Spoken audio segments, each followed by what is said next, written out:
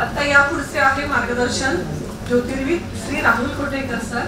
हे आमचे बंधुराज आहेत. सांगताना खूप प्राऊड फील होत आहे. सरांची ओळख करून देते. आपल्या ज्योतिषी अधिवेशनाचे कार्याध्यक्ष असलेले श्री राहुल कोटेकर हे बी इकॉनॉमिक्स असून इंडस्ट्रियल फॅब्रिकेशन कामाचा त्यांचा 27 वर्षांचा अनुभव आहे.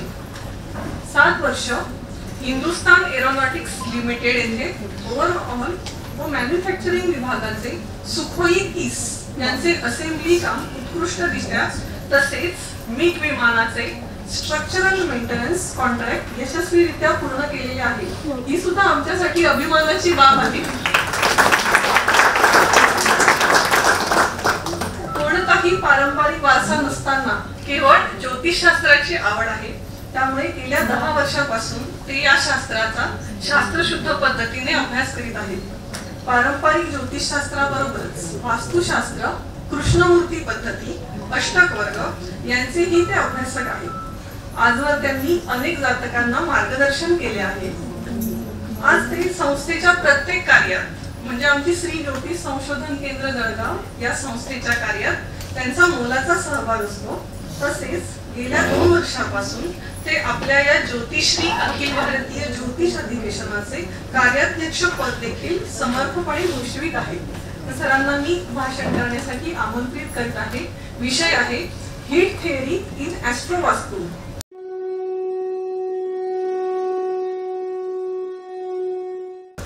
व समोर असलेले उपस्थित दिग्गज ज्योतिष व ज्योतिष अभ्यासकांना मी राहुल कोटेकर नमस्कार करतो.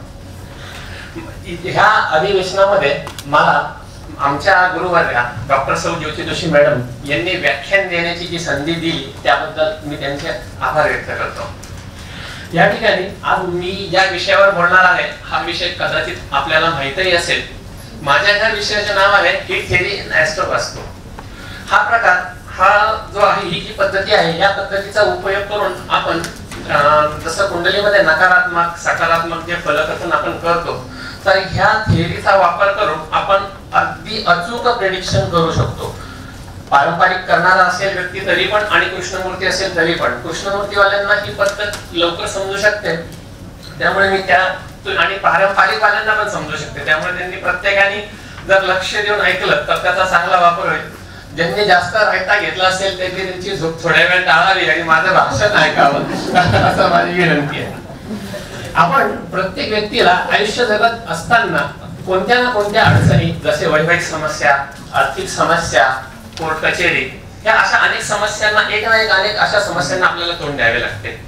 या समस्या प्रत्येकाच्या आयुष्यात कमी अधिक प्रमाणात येत असतात आणि ह्या ज्या समस्या येत असतात ह्या फक्त निगेटिव्ह हिट ज्या असतात सुखद गोष्टी तर येत असतात त्यावेळेस माणूस ज्योतिषाकडे जात नाही.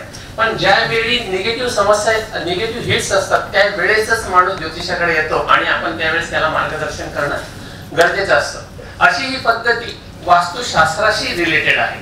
हिचा वापर वास्तुशास्त्र ज्यांना येतं किंवा ज्यांना माहीत आहे ते लोक याचा वापर चांगल्या पद्धतीने करू शकतात. या ज्या येणाऱ्या समस्या आहेत आपल्याला ह्या समस्या जसं आपल्याकडे कोणत्याही प्रकारचा जो जातक येतो जसं वैवाहिक अडचण असेल, कोर्ट कचेरी असेल, सुख कोणत्याही प्रकारची सुख मिळत नसतील, काही व्यक्तींना नोकरी संदर्भात प्रॉब्लेम असतात तर अशा व्यक्तींना आपण हे मार्गदर्शन करू प्रकारे तर ज्या भावासंबंधी तो व्यक्ती आपल्याकडे अडचण घेऊन येत आहे त्या भावासंबंधी आपण त्या व्यक्तीला त्या कुंडलीत आपण बघून ते मार्गदर्शन करू शकतो. बेसिकली ही पद्धती आपण केपी पद्धतीनुसारच बघणार आहोत. आपण ही पद्धती बघताना जे निगेटिव्ह हिट्स बघायचे असतात हे निगेटिव्ह हिट्स अँटी क्लॉकवाईज पद्धतीने बघायचे असतात. म्हणजे जसं आपण कुंडली ढोकळा कुंडली किंवा कोणती कुंडली मांडतो त्यावेळी आपण ग्रह ज्या राशी ज्या पद्धतीने मांडतो त्या पद्धतीने हे अँटी क्लॉकवाईज हिट बघायचे असतात आणि त्याच पद्धतीने खंडित करायचे असतात. सांगावं असं वाटतं की ज्यावेळेस एका कुंडलीला कधी कधी एकापेक्षा जास्त हिट्स असतात पण जातकाला ज्या भावाविषयी अडचण आहे ज्या भावाविषयी तो आपल्याकडे समस्या घेऊन आलेला आहे त्या भावाच्या संबंधित जर निगेटिव्ह हिट्स असेल तरच आपण त्या हिट खंडित केले पाहिजे असा ह्याचा एक महत्वपूर्ण नियम आहे. आपल्याला कुंडली बघितल्यानंतर आपण जेव्हा ती कुंडली बघतो ती कुंडली बघितल्यानंतर ज्यावेळेस आपल्याला ते निगेटिव्ह हिट दिसतायत आणि निगेटिव्ह दिसला म्हणून निगेटिव्ह हिट खंडित करायचा असा प्रकार करायचा नाही। यामध्ये अजून एक असं सांगायचं वाटतं की आपण सगळे तिथे ज्योतिषी अभ्यासक आहेत, मी पण अभ्यासकच आहे, ज्योतिष आहे, वास्तुतज्ञ आहे। मला सगळ्यांना एक सांगायचं वाटतं की आपण कोणाचं भाग्य पूर्णतः बदलू शकत नाही, आपण देव नाहीये, आपण फक्त भगवंताने दिलेला जो मार्ग आहे आपण तो त्याला दाखवण्याचा प्रयत्न करत असतो आणि आपली जी साधना वगैरे असते ह्या मार्फत त्या जातकाला जास्तीत जास्त चांगल्या प्रकारे यश मिळत असतं। त्यामुळे आपण पण त्या गोष्टीचा विचार केला पाहिजे। आता आपण येऊ ग्रहांच्या दृष्टीकडे। आपण जेव्हा जे 2 ग्रह आहेत, माझा जो विषय आहे त्यानुसारच आता आपण सुरुवात करतोय। जे ग्रह आहेत, ग्रहांच्या 2 ग्रहांमध्ये अंशात्मक जी दृष्टी, अंशात्मक जे अंतर असतं त्याला आपण दृष्टी असे म्हणतो। तर वेस्टर्न एस्ट्रोलॉजी मध्ये याला हिट्स म्हटलं जातं। दोघींचा अर्थ एकच आहे, पण हा वेगळ्या प्रकारात कसा पुढे आहे तो आपल्याला दिसेलच। ही दृष्टी किंवा हिट म्हणजे 2 ग्रहांच्या मधील जी एकमेकांची ऊर्जा आहे तिचं देवाणघेवाण, म्हणून याला हिट्स असे म्हणतात। या हिट्स 2 प्रकारचे असतात। ग्रहांची जी हिट्स असते, ग्रहांचे भावांवर जाणारे हिट आणि ग्रहांचे ग्रहांवर जाणारे हिट, या 2 पद्धतीचा ह्यामध्ये अभ्यास करावा लागतो। यामध्ये ग्रहांचे जे ग्रहावर हिट जातात आणि ग्रहांचे जे भावांवर हिट जातात ते ज्यावेळी ज्या ग्रहांसंबंधी असतात त्या संबंधातून आपल्याला त्यांना उपाय द्यायचे असतात। आपण जर त्या भावांसंबंधी जर व्यवस्थित उपाययोजना जर केली तर त्या जातकाला निश्चितच चांगला फायदा मिळू शकतो। आणि तो कसा मिळतो, कारण प्रत्येक ग्रहांमध्ये एक स्वतःची ऊर्जा आहे, हिट आहे, दृष्टी आहे आणि त्या दृष्टीचा फायदा घेऊन आपण त्या व्यक्तीला फायदा करून देऊ शकतो। आता ह्या दृष्टी आणि यांचा एनर्जी फ्लो कसा होतो तो आपल्याला बघायचा आहे। आपण इथे जो चार्ट्स बघतोय ह्याच्यामध्ये मी मुद्दामच लगेच म्हणजे ग्रीन आणि रेड कलर टाकलेला आहे। ह्यामध्ये दृष्टी आपण ह्या आपल्याला मॅन्युअली म्हणजे आपण तोंडी सुद्धा करू शकतो, ज्याचा जर समजा अंशात्मकरित्या अभ्यास चांगल्या पद्धतीने जर असेल तर ते तोंडी सुद्धा होईल आणि एस्ट्रोसेज मध्ये कस्प आणि किस्मत सॉफ्टवेअर मध्ये पण आपल्याला बघायला मिळतील। यामध्ये जी सीएनजे कंजंक्शन जी लिहिलेली आहे ती 30 डिग्री आहे। म्हणजे जसं आपण जर द्वितीय भावाचा, जिथे लग्न स्थानानंतर लगेच द्वितीय भाव किंवा द्वितीय भावानंतर तृतीय भाव अशी 30 अंशाची आहे, ती शुभ दृष्टी समजली जाते। पण ती जेव्हा शुभ समजली जाते तिचा दर्जा हा थोडा अशक्त कमकुवत दर्जाचा आहे।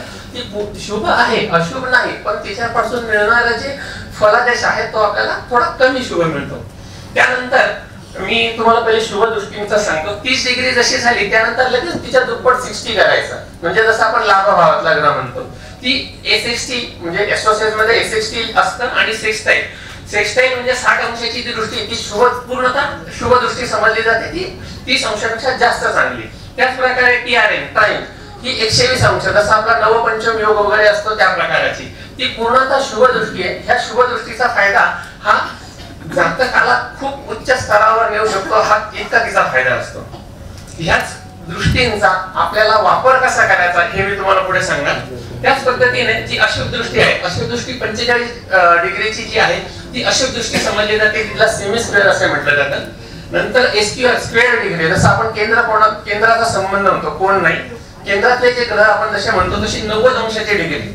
आपण खूप वेळा कुंडली बघतो केंद्रात ग्रह असतो, पण जर तुम्ही केपी मध्ये जर बघितलं, आपण सगळ्यात एस्ट्रोसेजच्या शेवटच्या चार्टला जर बघितलं तर त्यामध्ये ज्या गणितीय दृष्टिकोनातून जी हिट दाखवलेली आहे ती हिट त्या प्रकारे आपल्याला समजून येते की ती तशा प्रकारे नाही, तर ती 90 अंशाची डिग्री ती पण अशुभ समजली जाते।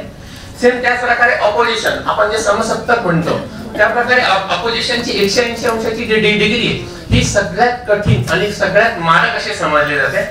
ही जी अशुभ हिट आहे ही इतकी मारक हिट आहे की ह्यामध्ये ज्या भावासंबंधी हिट असते, मग तो भाव कोणताही असो, त्या भावासंबंधी जी हिट असते ह्या हिट मध्ये त्या जातकाला अतिशय भयानक मोठे त्रास निर्माण होतात। कधी कधी ही जर समजा त्या जातकाला इतर ग्रहांचा सहयोग मिळत नसेल त्या जातकाचा जीव सुद्धा जाण्याची शक्यता असते, इतकी ही खतरनाक हिट आहे। आणि ह्या हिटचा उपयोग आपल्याला पाहायला मिळेल, मी तिचा अनुभव घेतलेला आहे। याचा अनुभव अशा प्रकारे आहे की जर आपण पाहतो ज्यावेळेस की कुठला कुंडलीतला ग्रह कशा प्रकारे आहे आणि मित्र ग्रह जरी असले पण त्याची जर निगेटिव्ह हिट जात असेल, गुरु सुद्धा आपण ज्याची पंचम सप्तम नवम दृष्टी ही शुभ समजतो, ती जी शुभ दृष्टी आहे ती सुद्धा शुभ दृष्टी काही वेळा अशुभ परिणाम देत असते आणि आपण म्हणतो की गुरु तर याच्या कुंडलीत चांगला आहे, मग दुर्गुण किंवा हा त्रास कसा काय होतोय, तर हा त्याचा प्रकार आहे। पहिल्यांदाच व्याख्यान आहे त्यामुळे तोंडाला थोडीशी कोरड पडली आहे।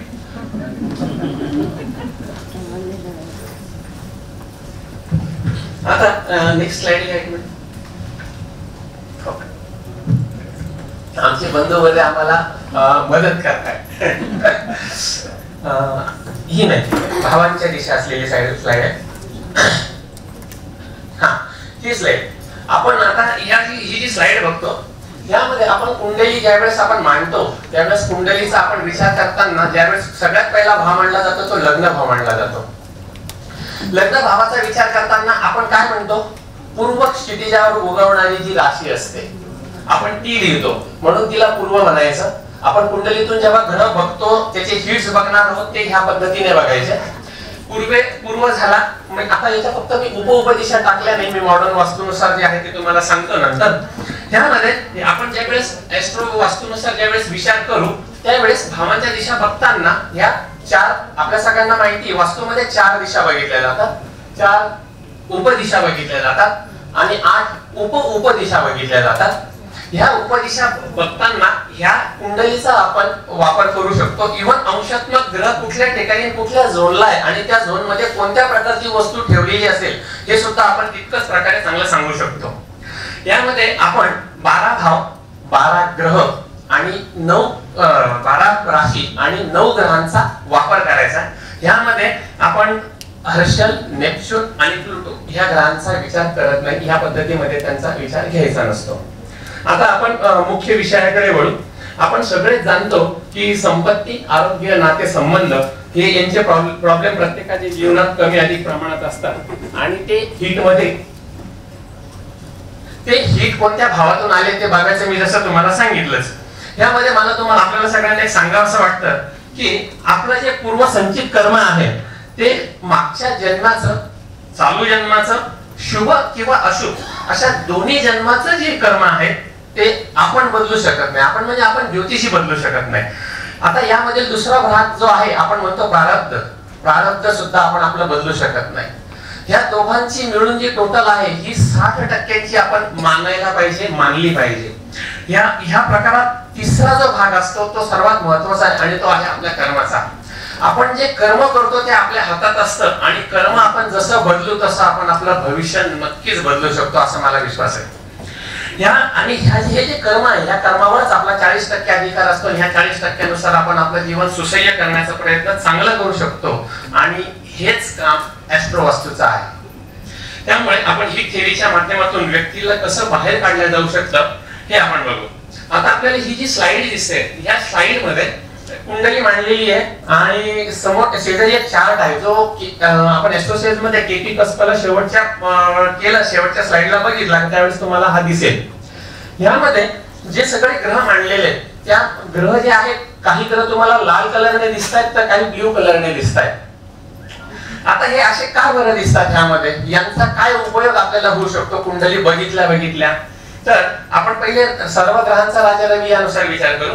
रवी ग्रहाचा विचार केला असता षष्ठ भावाला त्याने कंजक्शनचा हिट दिलेला आहे. पुढे नंतर आपण एक मी मुद्दाम काय केलंय समजावा म्हणून मी प्रत्येक ग्रहाची एक वेगवेगळी स्लाइड घेतलेली आहे, पण हे इथे फक्त मी एका चार्टवर पहिल्यांदा तुम्हाला समजावून सांगतो. जो पहिला रवी आहे, रवी पंचमात आहे वृश्चिक राशीमध्ये, मित्र राशीत आहे, पण रवीने काय केलंय षष्ठ भावाला कंजक्शन 30 डिग्रीचा शुभ हिट दिलेला आहे. त्याचप्रमाणे सप्तम भावाचा जो एनएनएल वगैरे ह्या ज्या आहेत मी तुम्हाला ज्या फक्त 6 दृष्टी सांगितल्या त्या 6 दृष्टींचाच विचार करायचा आहे. एक मिनिट स्लाइड राहू द्या, रवीचं सांगून देऊ आणि मग नंतर पुढचं घेऊ. तर ह्यामध्ये एनएनएल घ्यायचं नाहीये. त्याने रवीने अष्टम भावाला एसएक्सटीचा हिट दिलेला आहे. तो एसएक्सटीचा हिट दिला तो पण शुभ आहे, म्हणजे अष्टम भावाला शुभ हिट गेला रवीचा. परत 9 आता जर इथे जर अष्टम भावाला पाहिलं तर तो कसा आला, तो अंशात्मकरित्या जर विचार केला. आता आपण इथं काय म्हणू की इथं तर केंद्रात आला त्याचा अष्टम भाव, पण जर त्याच्या शुभ दृष्टीचा जर विचार म्हणजे हिटचा विचार केला तर त्याला एसएक्सटी हिट म्हणजे सेक्सटाईल हिट मिळालेली आहे अष्टम स्थानाला. आता नवम भावाला एसक्यूआर म्हणजे स्क्वेअर, तिथे अशुभ दृष्टी तिथे त्या भावाला म्हणजे रवीच्या पंचमात गुरु पण आहे आणि रवीच्या पंचम भावामध्ये रवीने अशुभ हिट दिलेला आहे. आपण आता याचे सगळे मी फक्त हे एकच सांगतो वेळेच्या अभावी, वेळ पुरावा म्हणून. तर ह्यामध्ये आपण आता रवीचं बघितलं. पुढची स्लाइड घ्या, सांगतो काय पुढचं.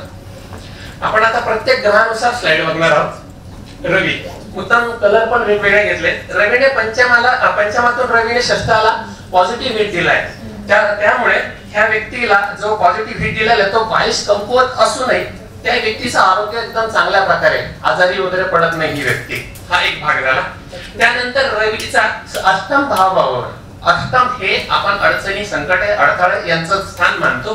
त्या भावाला सुद्धा त्याने SHT चा पॉझिटिव्ह हिट दिलेला असल्यामुळे अष्टम भावाची सुद्धा त्या व्यक्तीला शुभ फळ मिळत आहेत. परंतु ज्या रवीने नवम भावाला गुरुचा जो गुरु ज्या स्थानात आहे त्या स्थानात जो हिट दिलेला आहे याचा स्क्वेअरचा, त्या हिट मुळे त्या व्यक्तीचं, ही KP पद्धतीनुसार आहे म्हणून मी बोलतोय, त्या व्यक्तीचं त्याच्या वडिलांशी जमत नाही. वडिलांशी कायम वादविवाद होत राहतात. तर आपण आता हे तुम्ही हा निगेटिव्ह हिट तुम्ही हे सगळे लक्षात ठेवा, निगेटिव्ह पण आणि शुभ पण. तुम्हाला याचे पुढचे सगळे उत्तर तुम्हाला पुढे पण मिळतील आणि तुम्हाला स्वतःला ह्या पद्धतीचा भरपूर वापर होईल. रवीनंतर चंद्राची चंद्र, चंद्र वृषभेचा चंद्र. वृषभेचा चंद्र म्हणजे खूप चांगला, खूप छान. पण त्याने चंद्राने काय केलं, चंद्राने द्वितीय म्हणजे सेक्स्टाईलचा हिट लग्न भावाला दिला. स्वतःच्या स्थानाला बघतोय, स्वतःच्या स्थानावर त्याने हिट दिला, शुभ हिट दिला. पण लाभ भावातून चंद्राने पंचम भावावर, सूर्य जे रवी जिथे बसलाय तिथे निगेटिव्ह 180 अंशाचा निगेटिव्ह हिट दिलेला आहे. ह्या निगेटिव्ह हिटमुळे चंद्राच्या निगेटिव्ह हिटमुळे त्या व्यक्तीला शेअर मार्केटमध्ये नुकसान झालं आहे.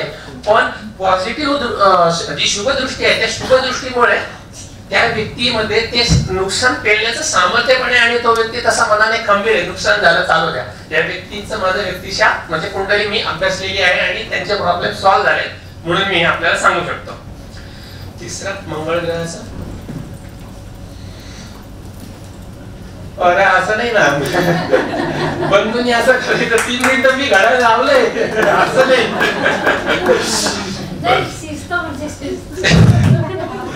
मला लोक स्पेस सोडून देणार नाही, मी एवढं सांगू शकतो. मंगळाची जी दृष्टी आहे, मंगळ आता ह्या कुंडलीला बघा, मंगळ सप्तम स्थानात आहे.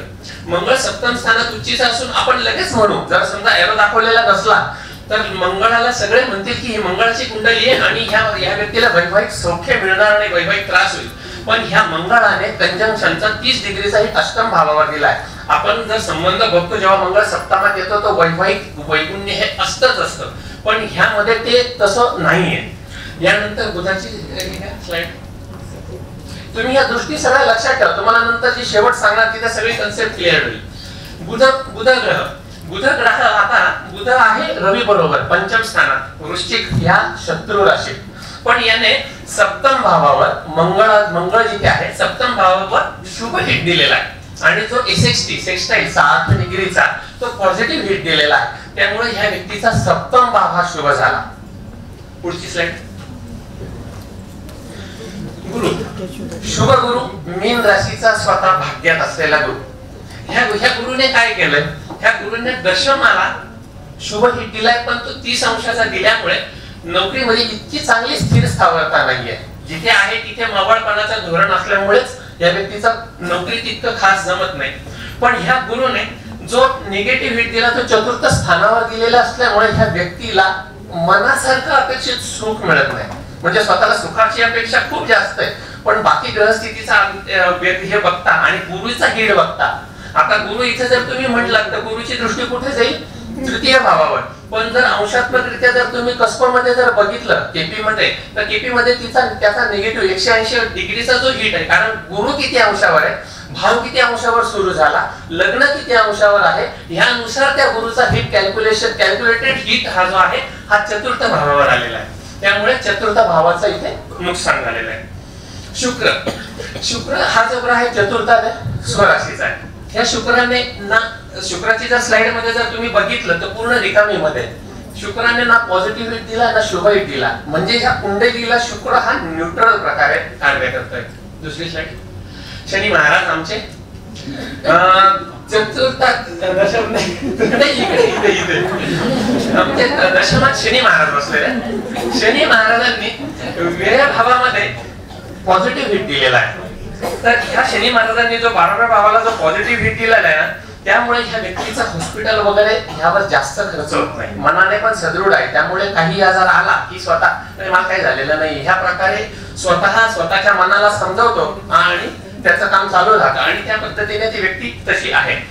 आता प्रथम भावाला 90 डिग्रीचा, आता बघा इथे केंद्रात बरोबर तोच 98, आता कारण शनीचे अंश इथे लग्नाचे अंश हे सगळं कॅल्क्युलेट करता हे आपल्याला इथे थेअरी समजते.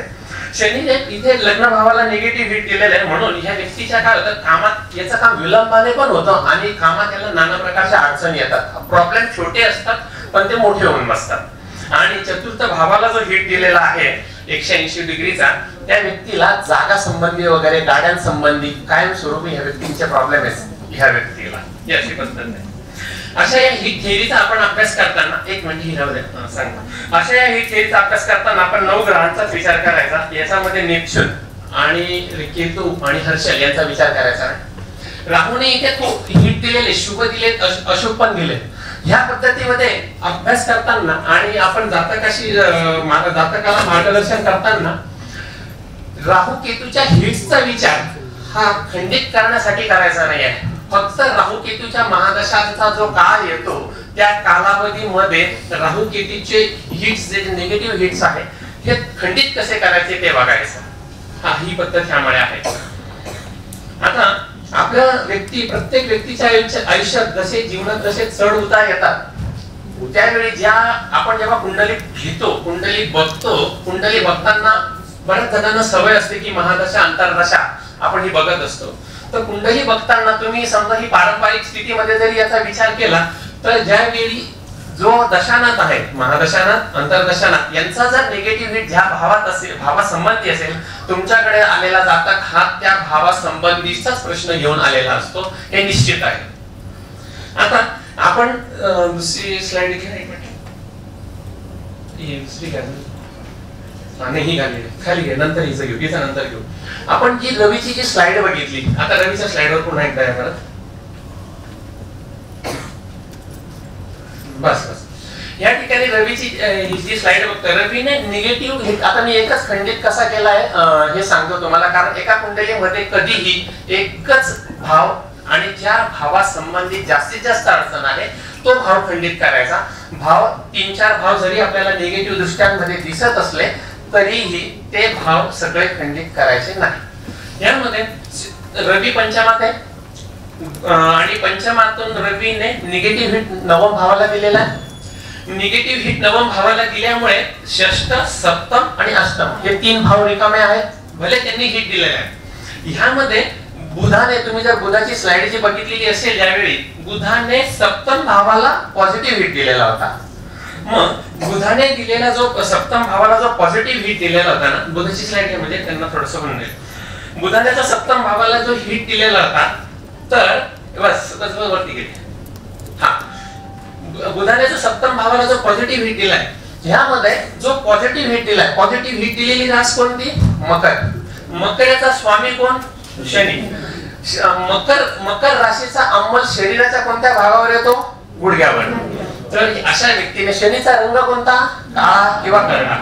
अशा व्यक्तीने त्याच्या गुडघ्यावर काळा कलरचा परमनंट मार्करने जर गोल टिकली सारखा गोल जर काढला तर ह्या व्यक्तीचे वडिलांशी संबंध सुधारतील, कारण रवीने जो नवम भावाला हिट दिलाय तो हिट इथे खंडित होईल. हा पॉझिटिव्ह बुधाचा हिट जो पॉझिटिव्ह हिट आहे तो तिथे चांगला काम करणार किंवा त्याने काळ्या टॅटूने गोंधळून घ्यावं.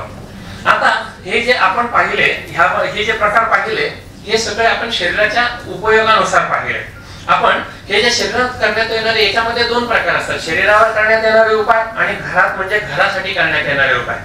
जेव्हा शरीरावर करण्यात येणारे उपाय आहे आपण हे सगळ्यांना देऊ शकतो, पण घरावर करण्यात येणारे उपाय काही वेळा कसं असतं, कुंडलीत हिट वगैरे जे सापडतात त्यानुसार काहींना शरीरावर उपाय करण्याची इच्छा नसते, मग घरात तुम्ही सांगा मी घरातही उपाय करू शकतो. त्यावेळेस आपण ह्या भावासंबंधी ही रास आली पश्चिम भागात शनीची, मग त्या पद्धतीने आपण तसे उपाय देऊ शकतो. मला पुन्हा एकदा असं सांगावं वाटतं इथे की ज्या वेळेस आपण हिट खंडित करणार आहोत, शुभ हिटचा आपण वापर करणार आहोत, त्यावेळी ज्या व्यक्तीची आपण ही कुंडली बघतो त्या कुंडलीतील वास्तुदोष त्या व्यक्तीच्या घरातील वास्तुदोष काढलेले आहेत की नाही हे बघावं. कारण वास्तुदोष जर काढलेले असतील तरच त्या व्यक्तीला ह्या हिट थेअरीचा सगळ्यात जास्त फायदा होतो. मग असं का होतं की वास्तुदोष काढलाय तरी ह्या व्यक्तीला का फायदा झाला नाही, की ते निगेटिव्ह हिट जे भावावर आलेले असतात त्यामुळेच ह्या व्यक्तीला फायदा होत नाही. म्हणून वास्तुदोष निवारण केलेली वास्तू असेल आणि एखाद्या घरातील जसे दोघं कमावणारे असतात, एक कमावणार असतो, त्या दोघांमधून एकालाही फायदा, एकाला जर त्रास होत असेल तर त्याचा कुंडलीनुसार, वास्तूनुसार, कुंडलीनुसार आपण त्याचा वापर जर केला तर त्या व्यक्तीला, त्या जातकाला चांगला फायदा मिळू शकतो. या प्रकारात आता दुसरी ती सगळ्यात शेवटची स्लाइड घ्या. हे आता समजण्यासाठी म्हणजे सगळं तंत्र तुम्हाला देण्याचं, असं म्हणजे मला देण्याचा स्वभाव आहे त्याच्यामुळे मॅडम सारखंच माझं सगळा पूर्ण धर्म आहे, त्यामुळे हे सगळं इथे देतो तुम्हाला पूर्ण. या ठिकाणी जो चार्ट आहे, यामध्ये राशी सगळ्यांना 12 माहित आहे, शरीराचे अवयव पण सगळ्यांना माहित आहे, राशी स्वामीचा रंग पण प्रत्येकाला माहित आहे आणि उपायाच्या वस्तू माहित आहे. बस सांगितलं, संपून जाऊ मी आता, म्हणजे माझं काम सगळं त्यांनी 3 मिनिट सांगितले म्हणून जातो. काय शनी महाराज न्यायाधीश आहे, ते कुणाला सोडत नाही. तुम्ही म्हणणार आहे ना, अर्धच सोडत. बरं, गमतीचा भाग वेगळा. आपण इथे मेष राशी बघितली. शरीराचा अवयव मेष राशीचा अंमल हा डोके आणि कानावर असतो, डोक्याच्या भागावर असतो. मेष राशीचा स्वामी मंगळ, त्याचा कलर लाल. ह्या लाल कलरची वस्तू म्हणजे काय, लाल कलरची टोपी, लाल कलरचा कानाचा पट्टा, किंवा आता स्त्रिया कानातले लाल हे वापरतात, लाल कलरचे कानातले. स्त्रियांना सवय की लाल कलरले म्हणजे कोणत्याही कलरच्या वस्तू त्यांचं तर प्रत्येक याच्यात मॅचिंग असतं, म्हणजे चपला मॅचिंग, सगळं मॅचिंग, असे काही प्रकार असतात. तर त्यामध्ये तुम्हाला हा चार्ट सगळ्यात चांगला उपयोगात येऊ शकतो. दुसरी राशी आहे आपली वृषभ. हिचा अंमल आहे चेहरा, मान, गळा. स्त्रियांनी लक्ष देऊन ऐकावं. शुक्राचा फिक्कट गुलाबी रंग आपण इथे सांगतो. यामध्ये तुम्ही गळ्यामध्ये नेकलेस वापरू शकता, स्कार्फ वापरू शकता, मफलर वापरू शकतात. कोणाला हे वापरायचं नाही तर अक्षरशः तुम्ही साधा गुलाबी दोरा गळ्यात घालायला दिला तरी सुद्धा त्या व्यक्तीला त्या रंगाचे इफेक्ट मिळतात, परिणाम, शुभ परिणाम मिळतात. फक्त आपण हिट कसे खंडित करतोय त्या प्रमाणात ती राशी, तो भाव, भावेशी सगळं बघायचं एकदम उचलून, कारण याचे निगेटिव्ह परिणाम पण तितक्याच स्वरूपात होतात, म्हणून अभ्यासल्याशिवाय हे बघायचं नाही. तिसरी राशी आहे मिथुन. मिथुनेचा अंमल आहे खांदा, हात आणि बाहू. त्याचा रंग, बुधाचा रंग हिरवा आपल्या सगळ्यांना माहिती आहे. मग आपण 5 म्हणजे बुधाची अंगठी वापरू शकतो, बुधाचं ब्रेसलेट वापरू शकतो, घड्याळाचा पट्टा हिरव्या कलरचा वापरू शकतो, किंवा कलरफुल पेन येतात, हिरव्या कलरचा पेन पण वापरू शकतो. सेम तसंच चंद्र महाराज, कर्क राशीचा अंमल छातीच्या मध्यभागावर, तो पांढरा कलर आहे. मग आपण शर्ट पांढरा वापरू शकतो. काही लोक कंटिन्यू त्यांचा ड्रेस कोड असतो पांढरा कलरचा, ते शर्ट वापरतात. ते म्हणतील मी तर शर्ट वापरतो, पण त्यांनी शर्ट वापरल्याचा त्यांना फायदा नाही होत, कारण ते शर्ट वापरतात उपाय म्हणून, वस्तू म्हणून नाही वापरलेली राहत. म्हणून त्या पांढऱ्या कलरच्या शर्टाचा काही उपयोग होणार नाही. शर्ट पेंडंट जे आहे ते जे छातीच्या मध्यापर्यंत येईल, किंवा पांढरा दोरा जरी असेल तो छातीच्या मध्यापर्यंत आला पाहिजे, तर त्याचा तुम्ही रेमेडी म्हणजे उपाय म्हणून तुम्ही तो वापरू शकता. सिंह राशी, रवीची राशी. छातीवरील हृदयाचा भाग नारंगी कलर, छातीची डावी बाजू म्हणजे हृदयाचा भाग. काही आता आपण जसे हिट बघितले त्या प्रकारच ते हिट जर तसा शोधला गेला की छातीची जी डावी बाजू आहे, ती छातीची डावी बाजू, त्या भागात आपण जॅकेट वगैरे असेल तर त्या बाजूला नारंगी कलरचा रुमाल घेऊ शकतो. सेम ह्या प्रमाणेच तुम्ही हे सगळं पद्धतीचं बघू शकता. शेवटची एक राशी सांगतो, मीन राशी. पायाचा तळवा येतो मीन राशीचा, पिवळा कलर गुरुचा, त्यामुळे बूट म्हणजे जे वुडलँडचे वापरले जातील, चप्पल वापरू शकतात, जोडवे वापरू शकतात, पायातल्या रिंग याचा त्याच्याशी संबंध आहे, किंवा पिवळ्या कलरचे सॉक्स देखील तुम्ही वापरू शकता. त्या प्रकारे ही थेअरी आपण ही वास्तूमध्ये आणि आपल्या शरीरावर हिचा उपाय आपल्याला करता येतो. तर अशा पद्धतीने आपण एखाद्या भावाची जी निगेटिव्हिटी कमी करत असतो तेव्हा दुसरा भाव निगेटिव्हली ऍक्टिव्हेट होणार नाही याची जास्त काळजी घेणं गरजेचं आहे, नाहीतर उपायापेक्षा जास्त अपाय होण्याची दाट शक्यता आहे. यामध्ये ह्या हिट खंडित करताना नेहमी ज्या भावासंबंधी अडचण आहे ना नाहीतर शुभ हिट दिसतो म्हणून तो भाव ऍक्टिव्हेट करायचा असं नाही, कारण तो भाव ऍक्टिव्हेट केल्यावर त्या भावाचा जो भावेश आहे तो जिथे बसलेला असेल तो भाव मग ऍक्टिव्हेट होईल, आणि जर तो निगेटिव्हली ऍक्टिव्हेट झाला तर तुम्ही पॉझिटिव्ह ऍक्टिव्हेट करण्याच्या विचारात निगेटिव्ह भाव ऍक्टिव्हेट होऊन बसेल आणि तो निगेटिव्ह झालेला भावाची फळं ती जास्त अशुभ मिळतील. वेळेच्या अभावाने मला 2-2 चिठ्ठ्या आल्या, त्यामुळे मी मॅडमचे आणि आमच्या बंधूंचे काय क्षमा मागतो. मला असं आहे की मी दिलेलं व्याख्यान हे तुम्हाला आवडलेलं असावं आणि आवडलेलं असावं, पण हे व्याख्यान देण्याची संधी मला माझ्या गुरुवर्या डॉक्टर ज्योती जोशी मॅडम यांनी दिली, त्यामुळे मी त्यांचा मनस्वी आभारी आहे. आणि आपण सर्वांनी हे व्याख्यान शांततेने ऐकून घेतलं, त्यामुळे मी तुम्हा सर्वांचा आभारी आहे. धन्यवाद.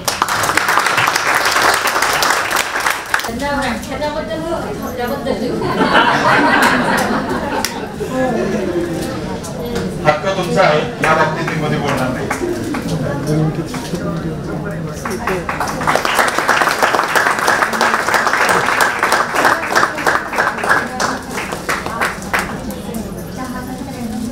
ओके, समोर पहा sir, smile.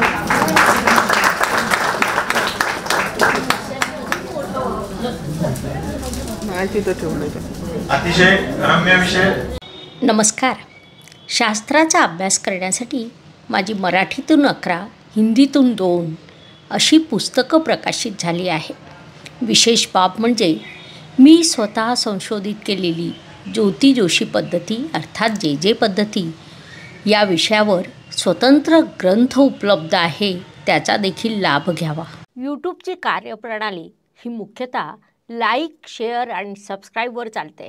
Please like, share and subscribe the channel. धन्यवाद. शुभम भवतु. जय ज्योतिष.